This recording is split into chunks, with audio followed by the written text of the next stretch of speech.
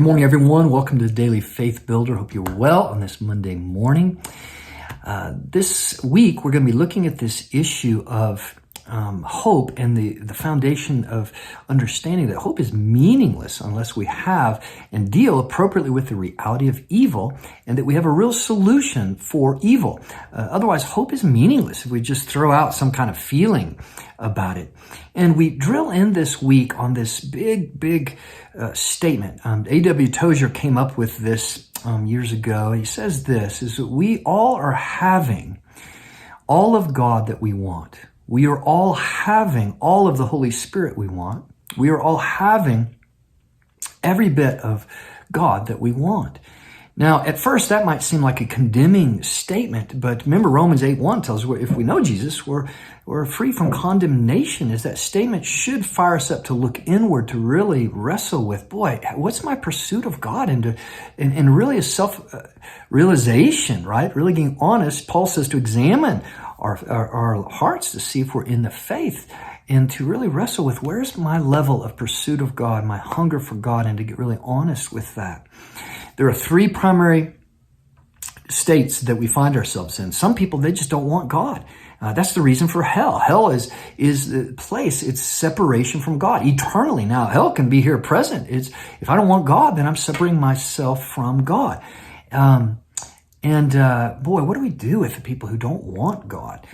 We have to pray, we have to pursue, we have to get below the surface to really have them wrestle with why are they not interested in God, and just for the Holy Spirit to well up in them a hunger, right, for God.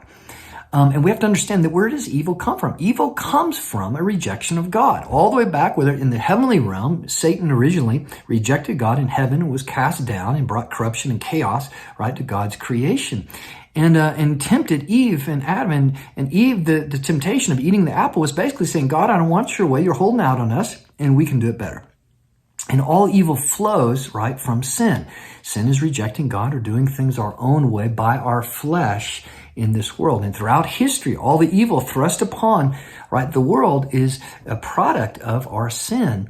And when a person basically goes their own way and is not submitted to God, and also in that spiritual realm, right, the corrupt angels, right, who left with Satan, who bring corruption in the spiritual realm and bring spiritual battle, right, to this earth.